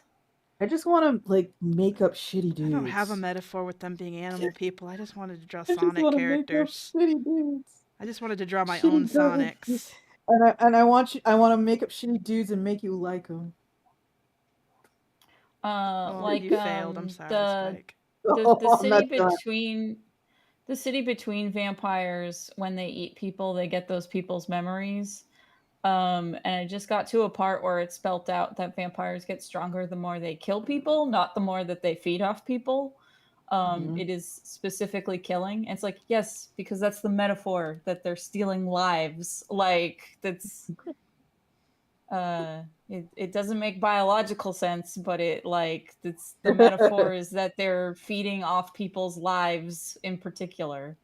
The dinosaur thing for me is just convenient because one, it gives me a reason to draw dinosaurs. It's like, hell yeah.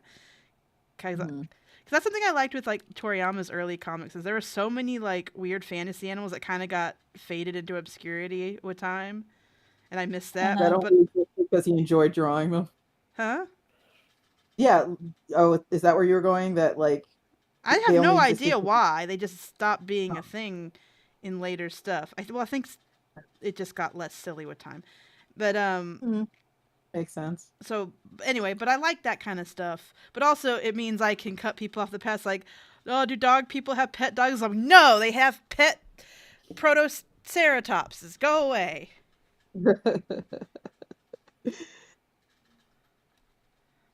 Yeah, I'm so fucking excited for you to see their mom. Their mom is the worst. She hates them all.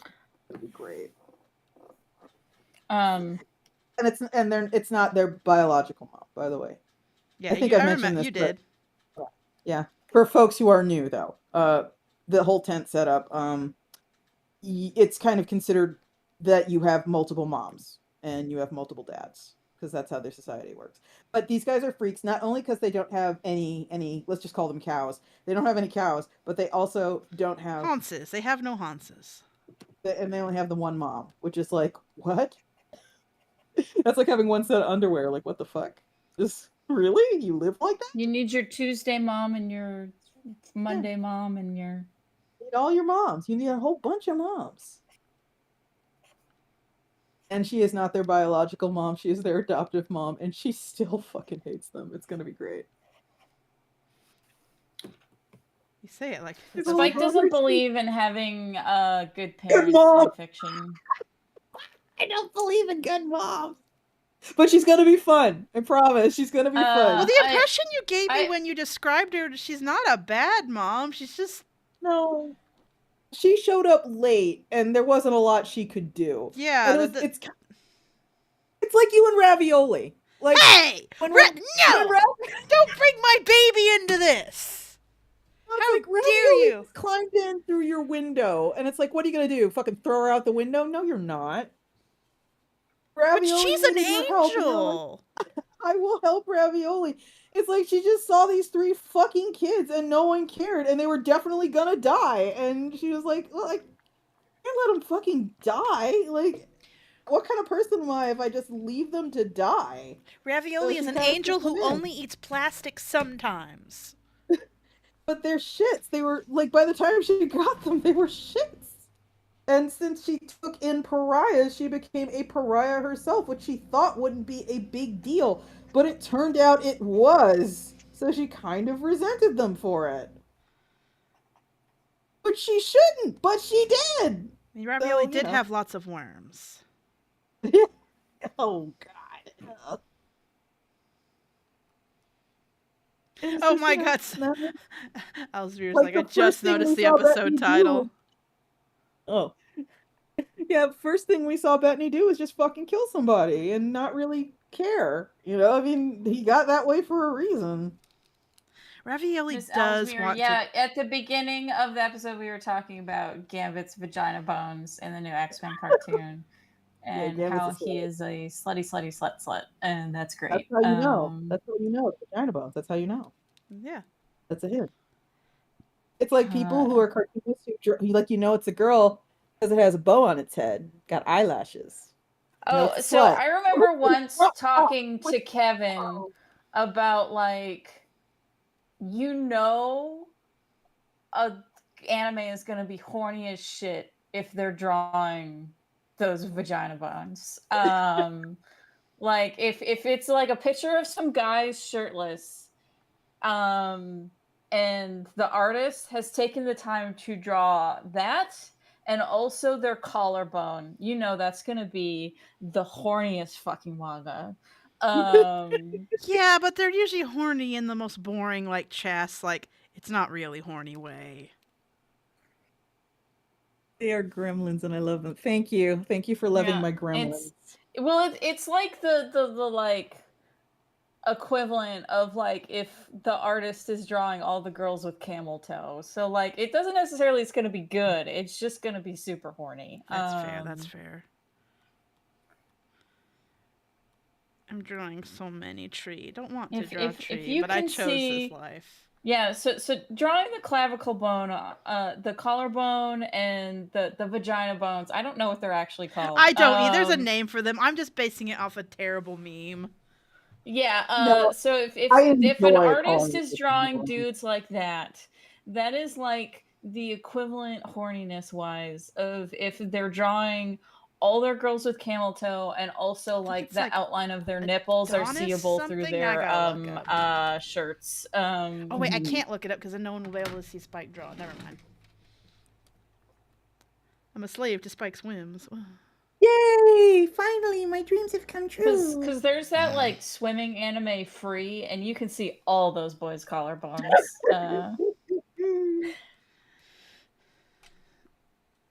I'll detail the rest later. I don't want to keep drawing trees, especially because they're gonna. Ugh. Why did I have this scene in an orchard? That was stupid. Why do we do these things to ourselves? Why does Kel draw horses? Kel doesn't. I'm not. Well, I guess it. That boat's already sailed for you. You're the chosen one. You are the chosen one. Yeah. That boat has already sailed, but in the future, from here on out, now and forever, never again. Yeah, right now I'm drawing the city between, which is lovely and has no cars and no horses. Horse free.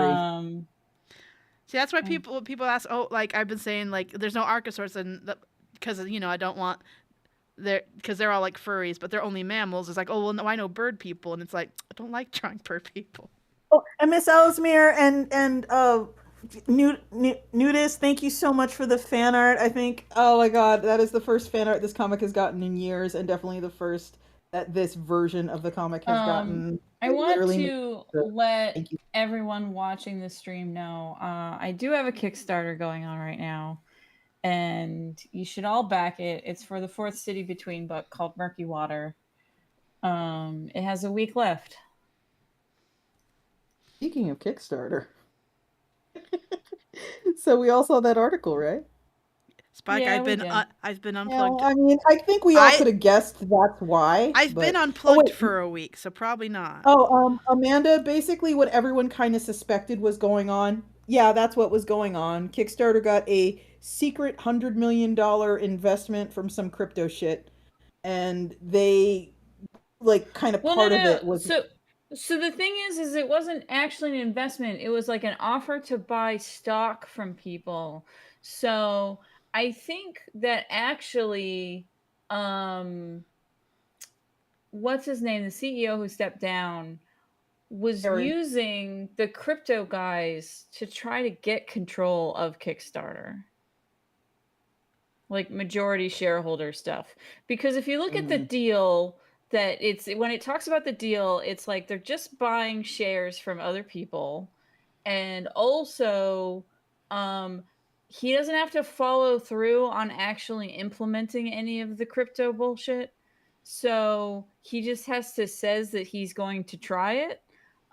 So it kind of seems like it might have actually been more of a failed coup attempt within Kickstarter, mm. that just backfired horribly.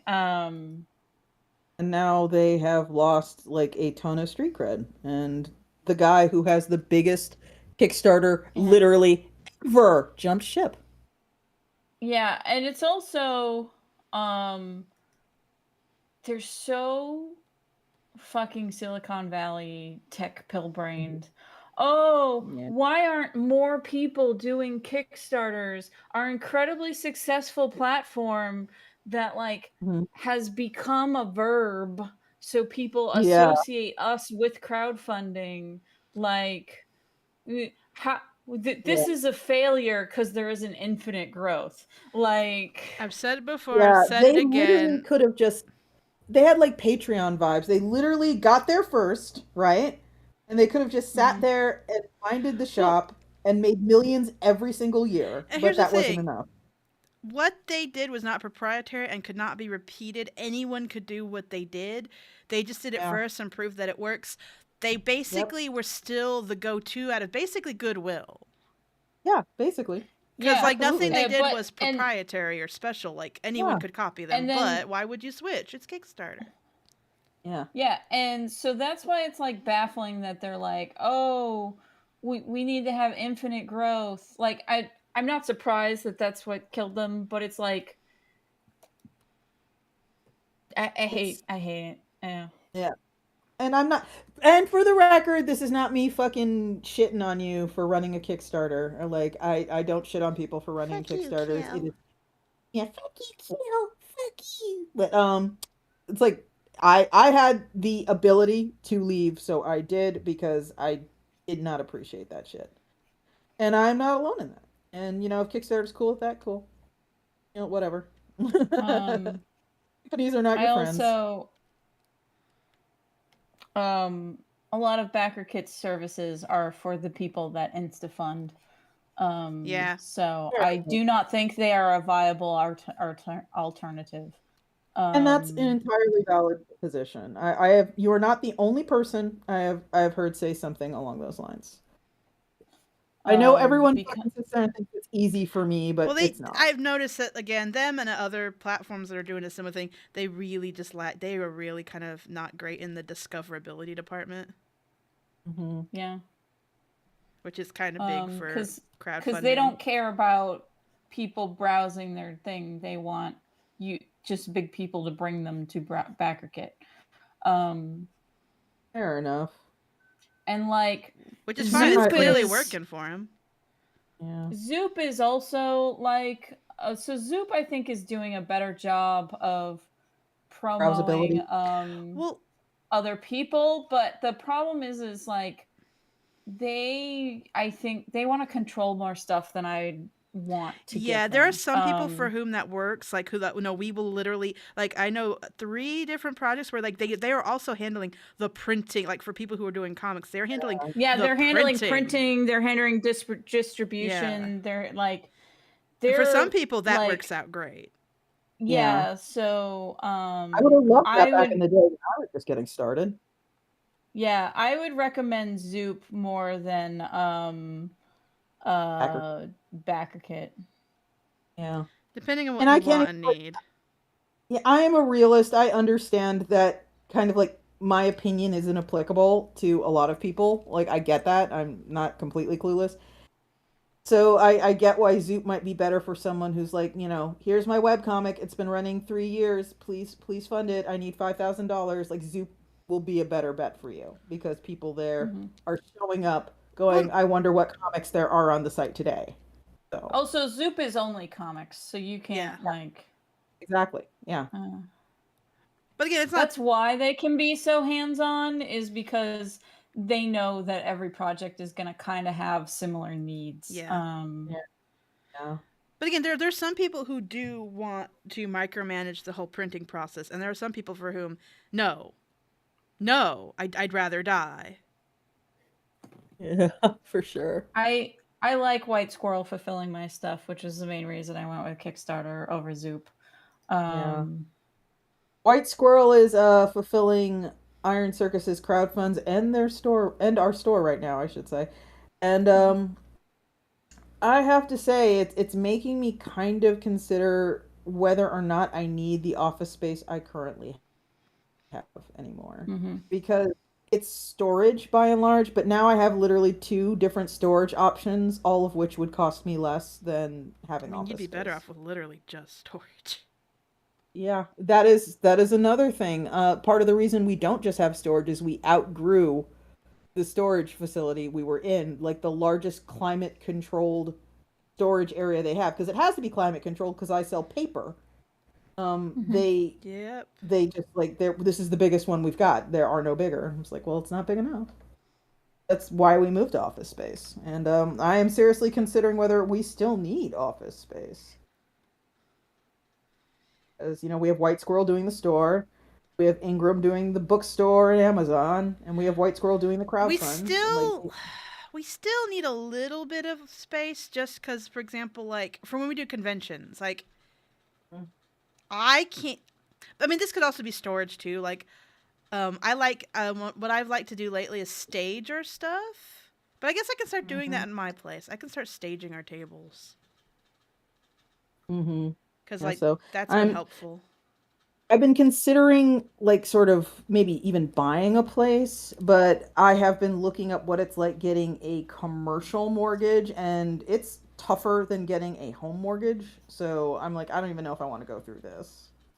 But I have put out feelers and we'll see. Like maybe something perfect will show up, who fucking knows, and I'll sell this place and I'll move into like the perfect little live work property somewhere. Maybe you'll buy the Nabisco building.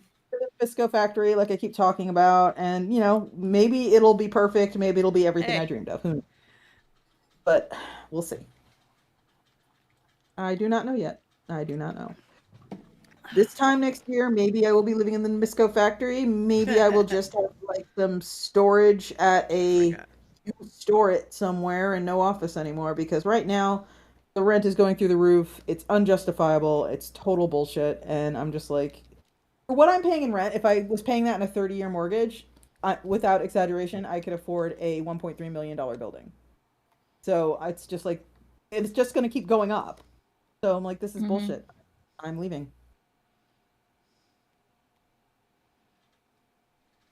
And of course, it would have to happen at the time where like with interest rates what like 7.5%. Little man.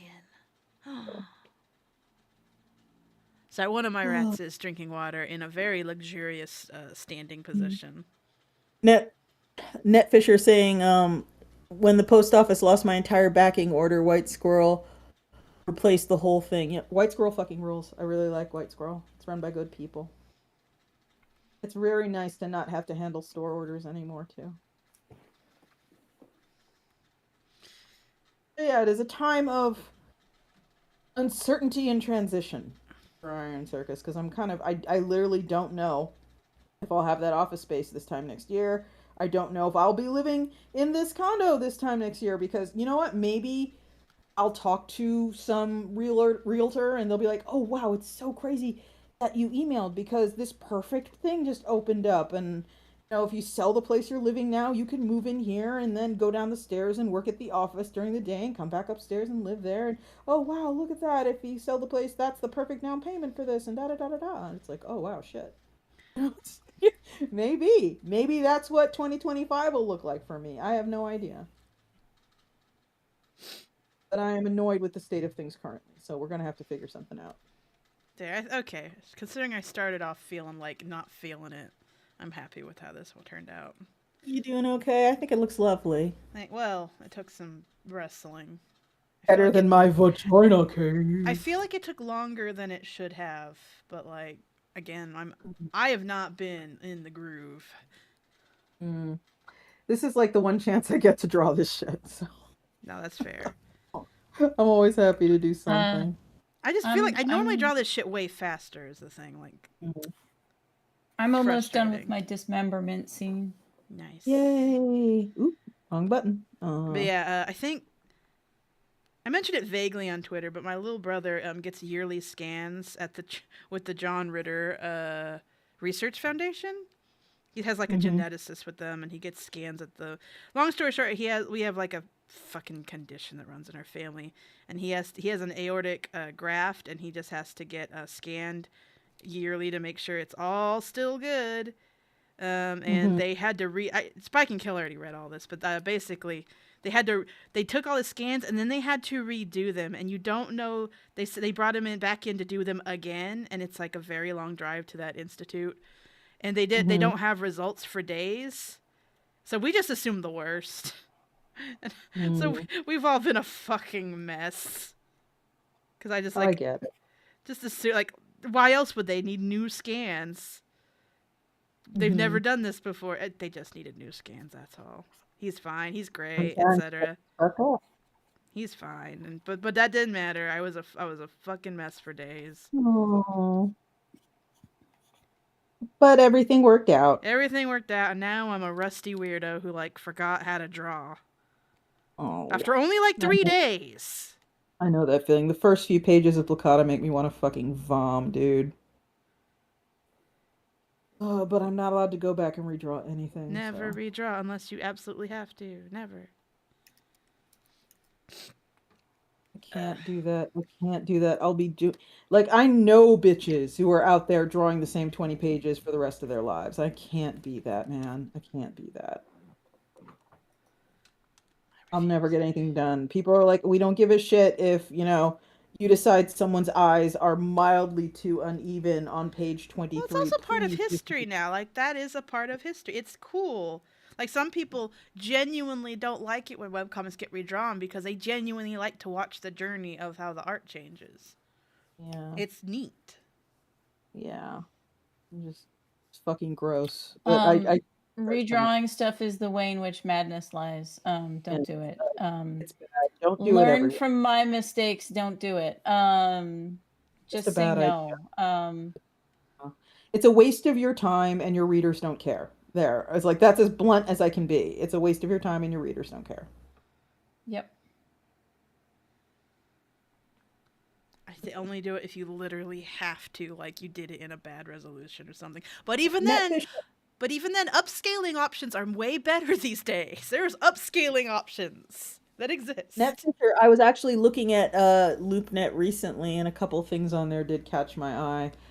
And I have my bizarro fantasies about the kind of place that I might live, and they're all informed. This is like such old school shit for folks who know. They're all informed by the Cards Against Humanity offices. If you've never seen the Cards Against Humanity offices, just Google Cards Against Humanity offices and you'll see them. And I am so jealous. Their offices are amazing. I've been there just once for a party and it was fucking incredible. They have the most amazing kitchen you've ever seen. They have like a fucking roast marshmallows on the fireplace. Like they have a fire pit patio. That They seems have unnecessary. they have two what do you call them? Shipping crates that were specifically shipping crates for just their shit. And they wore them out so they couldn't use them anymore because shipping crates actually they do have a life. They have a useful working life, and usually they're just scrapped or sold on To make when tiny they homes. yeah, to make tiny homes or some shit like that. But they took those and they put them in their office as kind of like relics of, hey, these are the first Cards Against Humanity shipping crates. and they turn them into like quiet spaces, and one of them is like Japanese themed and one of them is like Indian themed. So one of them has like tatami mats and a one of those little low tables and the low chairs and shit, and the other one is just really really pretty and has a lot of like lovely swaths of fabric everywhere, and they have an arcade and they have a pour over coffee area, and fucking insane, and I love it, and I'm super jealous. Who would We use could it just if you? Who would even use it if you had something like that? I would use it because I live there. You could do that in your home. No, Yes, do that in your home. I just have a bunch of like I'm open to a lot right now is what I'm gonna say. I'm open to a lot. If the realtor gets back to me and like shows me something where yeah, sell your condo and move here, and your walk to work would be 12 steps. I I would consider it if for the perfect Let place. I me live definitely in your janitor closet. gender closet. Yeah, I'd be okay. If I moving down to Pilsen, that'd be fine. As long as I don't have to like move out to fucking Chicagoland, like that can kiss my ass. I'm not doing that. But if it's Where's something that they can find Chicagoland? I'm still new. Chicagoland is basically the suburbs. That looks like an ass that's being cloven by a knife. That does not at all look like an ass. It looks like Thank an you. ass, and there's something up its butt, and You somebody is know what cutting. fruit looks like. I know you No, that looks do. like an ass. You, Everybody in chat, that looks like an ass, and they got something up their butt, right? And that's what the stem is. just Something up their because you're butt. obsessed with Their orifices legs are doesn't mean coming everyone down, else and someone's like is. slicing their butt cheeks. That's what that looks like. Correct? I'm right. I'm completely right. What do you want me to do about it? Nothing. It's an observation. Oh, okay. I'm allowed to have feelings. No, I disagree. I've seen what happens when you have feelings.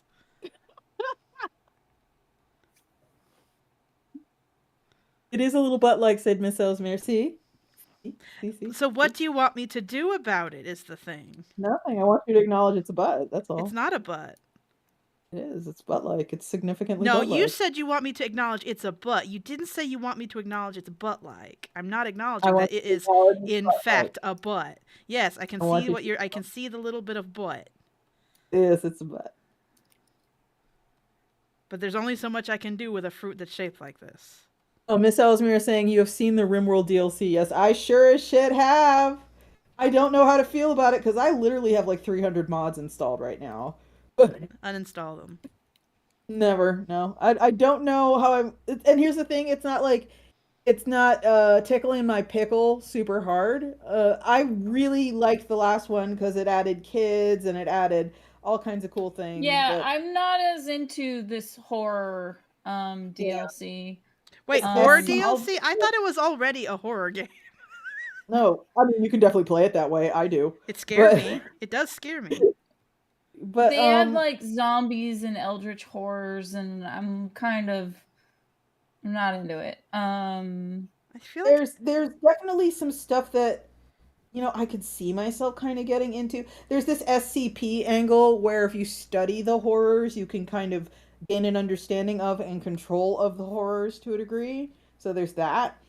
But I'm not like in love with the idea of a mysterious obelisk appearing in the middle of the night that my colonists become dangerously obsessed with, and that I'm sounds not sure like some that's things that are in it already. Maybe I'm insane. I no, I'm well, no, they're mods that add those things, Amanda, Oh, but they're oh, not okay. official, so they break or conflict with other mods. And so, yeah. since this is like the official version, theoretically, it will all run better. Okay. Because they have made See, RimWorld. There's what so was much shit already in RimWorld that my brain is actually like I don't see how this is different. Yeah. No, the DLC adds significant elements to it, like genetics and children and Yeah. functionally magic. It adds a lot of things. Yeah, I'm aware. I've Mhm. played. I'm aware. I already thought it was a horror game. It's pretty horrible. I have the most interesting colony going right now, and yes, I'm about to be that talks about their RimWorld colony. Okay, so the colony I'm running right now, they started out as cave people, and they're now kind of medieval. And it's kind of fascinating because I was like looking forward to having it be a generational colony where I could, couple people up and they could have babies and Mhm. they could raise kids. And keep in mind again, this is medieval tech level. That's what we're working with. And every single couple so far has been same sex, every single one. And it's three couples now, including someone whose sexuality is literally straight, who has coupled up with an asexual bisexual person. So they lie in bed together and they do not have sex. They do kiss, but they do not have sex. And one of them is getting really frustrated. I'm all like, but your label says straight. Why are you frustrated? And then they eventually broke up, and I'm all like, well, I could have seen that coming. But other than that, we have a lesbian couple and a gay couple, and they are just thrilled with one another. They are just so happy. They kind of remind me of me and Matt, like when we're around other people. Like they're constantly kissing, and they're running around the colony just to like pet little pecks on each I'm gonna other's cheeks. barf. It's great because I'm it gonna keeps them barf. happy. And like in RimWorld, you gotta keep everyone fucking happy, or it'll make your life goddamn miserable. But yeah, no kids, no kids I so mean, they don't far. have It's to be gotten to the point happy. You can also just where drug I them. have to use age magic. I have to use age magic to keep everybody young because they're all turning like 50, becoming infertile. I think I'm gonna have to actually just break down and go spacer tech and start cloning people because it's not working out any other way. Oh my gosh. Um, I was playing a game. My newest colony. They're werewolves, and Oh because wow, there's that werewolf mod. shocking. I would have never Um, guessed. it works really well. They're great at fighting. The Mm-hmm. problem is that when they're wolfy, they can't talk. So I have to just hope that the trade ships don't come while they're wolfy. Um, Yeah, they like literally can't do any social stuff at night makes makes sense. be- because they're dogs.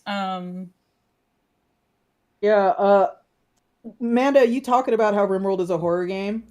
When I said I'm dipping into like magic stuff right now, so to keep everybody young, like I said, I'm using like youth magic. In RimWorld, you make people younger by stealing youth from other people. And obviously, I don't want to do that to any of my colonists. So imagine, if you will, you are a person that is just sort of hiking in the woods. So you're organ stealing again, but it's life. You are hiking in the so woods. so you are And one of the vampires in my no, comic, what stealing happens is you lives. are hiking in the woods, and a man in a kettle helm and chainmail and a sword swoops down on you with a like from Pegasus back. He's riding a Pegasus, and he kidnaps you. And he puts you in a little room, and then every 2 or 3 days, a woman comes in and waves her hands at you, and you're 10 years older, and she's 2 years younger. And so she does this 5 times, and she's gone from like 44 to 34. And suddenly you're 70, and you're just like shivering in your prisoner bed. Like, no, please. And she's all like, sorry, So I I was have to right. stay young. I need eggs. So I I was need right. eggs It's for when it's we it's come it's back. just like your organ stealing racket, but with youth. Yeah, with youth. Yes, I'm stealing youth. It's okay though, because like, why are they on my map? I What for? I'm not judging. I'm just saying. I gotta steal their youth. I steal their youth because I need it. I need it to stay young. Yes, I understand. I'm not And then beefing. when they're like 70, that's when I sell them to the empire as slaves. I don't know who wants 70-year-old slaves, but there you go. See, what I do is I pop them in a blood machine, and that's just where they live now. See, I've gone back to the embrace of Minecraft. I've been playing Minecraft. If I accidentally kill any of the people that I hunt down on the map, they go in the pigsty, and the pigs take care of them.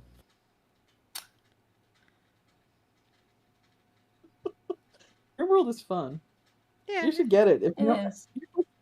you But folks like who I don't s- have it, But like I said, I've returned to the embrace of Minecraft. I'm actually playing in a 2-person server right now. every time I look at Minecraft, they have added something brand fucking new, dude. Yeah, that's a yearly update. That's the point. I just can't. It's like I can't keep up. I'm like, what the fuck is that thing? When I see someone's playthrough, and it's like this big square that's like wandering around their base. What is that? And since it's old news, like he doesn't explain it. I'm just like Are you talking staring about at the like, this sniffer? thing. Am I? I don't know. There's multiple squares walking around bases. I just Was it I a don't even know. horizontal square or a vertical square? It's a green and orange square. I think that's the sniffer. Okay, I will trust you. I just like It basically it's like a pig who snuffles for truffles. fair enough. It And won the also mob vote. they've added like a whole underground thing where there's like a crazy man who will murder you underground The now. warden. Yes. God, I'm So. sucking at drawing this in 3D. Ah. And apparently there's archaeology, which sounds Yes. interesting. Yes. Yeah, that sounds interesting. That's on my list. So I started playing a solo game, but in the world I spawned on was because all I want to do is build up a village. That's all I want to do is build up a village. That's been my goal for years, but everyone deletes their servers when I join and I lose my little village I was working on. So I'm like, fine, I'll do it single player. Well, now a friend was like, wait, you're not going to explore any of those caves? I'm like, no. Like, but you're on top of the coolest caves. I'm like, I refuse. That's not why I'm here. So my friend joined my server, and now they're exploring the caves, and every time, and they keep leaving me presents. Oh, bless. But yeah, I get it. Whenever I play Minecraft, I do the same thing. I just start like a homestead and I start growing crops and cooking meals and leaving care packages on people's porches full of like pies and steaks and This stuff. is my server. I have rules. If anyone has a fucking automated farm, they have to hide it. I'm so tired of people building these ugly automated farms that are just automated farm. No, I said they have to hide it, as in like decorate it. Or they'll build a big portal, like they'll do the nether portal system and have to travel around. But they'll just put the portal there. I'm like, no, you hide it. Make it pretty. I'm tired of this. No mob spawners. No, just big towers. No, they have to be aesthetic. Fair enough. They have to be aesthetic. I'm tired. I want it to look cute. That is my server rule. You can build stuff. You can automate stuff, but it has to be cute. Entirely fair. When they added axolotls to Minecraft, it caused a huge boom in kids buying axolotls. Got me through the last few years financially. That is what. Axolotls in general are wild nudist because it's so bizarre to think of me, this super duper common pet animal. There's like 200 left in the wild. For folks who don't know, axolotls live in like one lake in Mexico. I was going to say, there weren't a lot to begin with. They live in one lake in Mexico, and it happens to be a lake that is, if it's not directly under Mexico City, it's not far. And as a result, it's getting more and more polluted, and people think it's kind of going to go the way of the Chinese river dolphin in the wild soon, which is bizarre to think because they're so common in the pet trade. They're everywhere in the pet trade. They're like not even special, but in the wild, they're kind of doomed. Yay, humanity.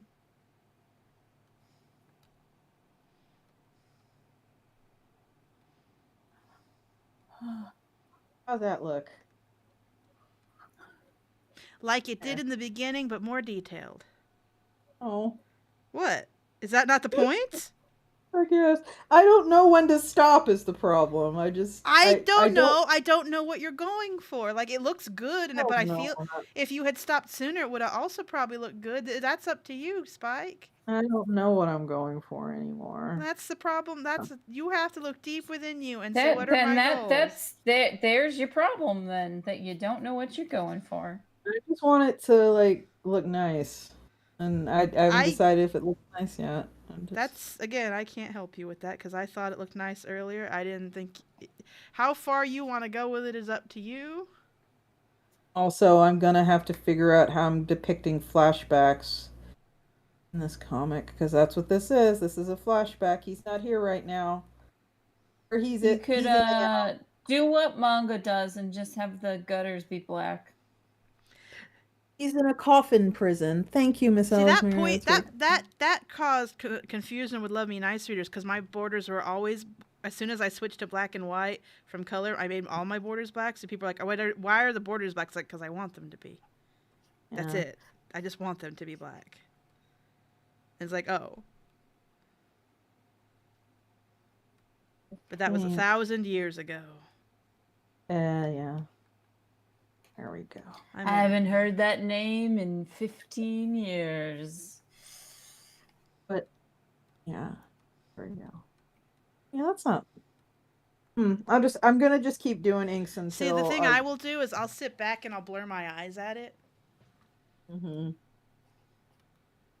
Yeah, people are definitely gonna be like, "Haha, that cave looks like it." And it's like, yes, it does. That's very good for you. Good for you. That's the point. That's what I did. That's You have literally passed the point. test. Your eyeballs work. Yeah, but that's not what it is. Not to them, anyway. It's a trap. Yeah, it's gonna be fun showing everybody all the dead bodies, and it's gonna be fun. That's like, why I have to quarantine you. Like, we've seen all the cool kids. We know what cool kids look like in their culture. And I just fucking kick myself every day for not doing a screen record of a process of that one, because that one would have been fun to upload. But I didn't. I forgot, so. But yeah, it's gonna be fun doing this. And Bettany is not here right now. Like I said, it's a flashback. He is in a coffin prison, which is what you do on the step when you got somebody who does crimes. You get a box the size of a coffin, and you put someone in there, and you put him in the middle of the field, and you just leave him there, and that's where he is. I'm looking up what Nightcrawler looks like in the new X-Men cartoon. I wonder if he's also a slut. Nah, I doubt it. Yeah, they probably aren't going to draw him slutty. Slutty is in the eye of the beslutter. Oh, thank you again, Miss Ellesmere. Ellesmere? But yeah.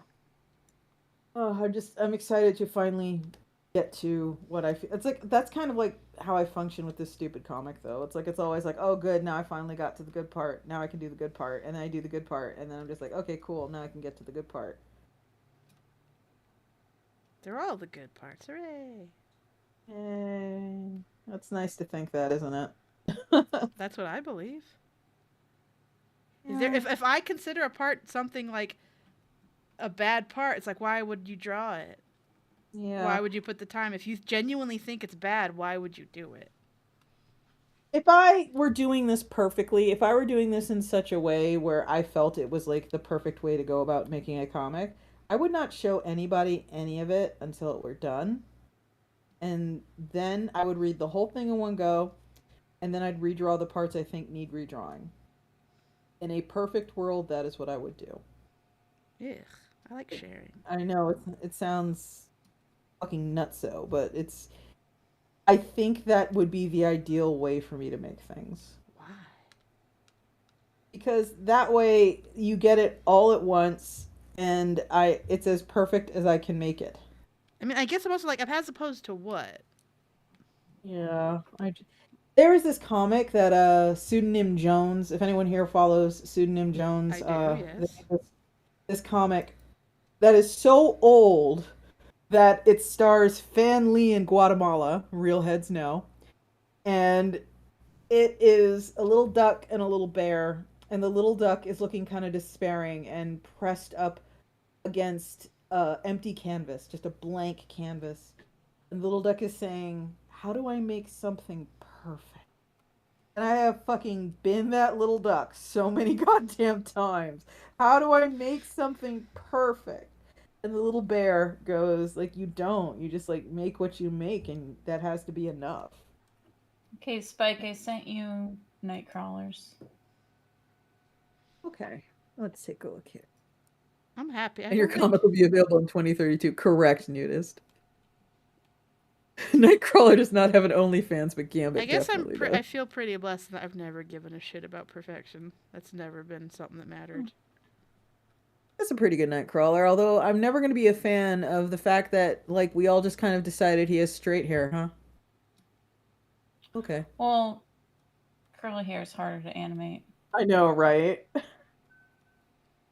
So Yeah. I don't blame them in this case, but In comics, he has straight hair too now.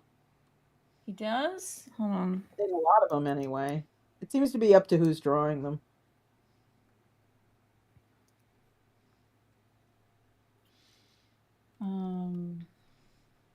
I'll have to ask Jay when I talk to them. Yeah. A lot of people draw him with like wavy hair. Mm-hmm. Oh, lazy. Excuse me. Oh, yeah. No, you're correct. They're lazy.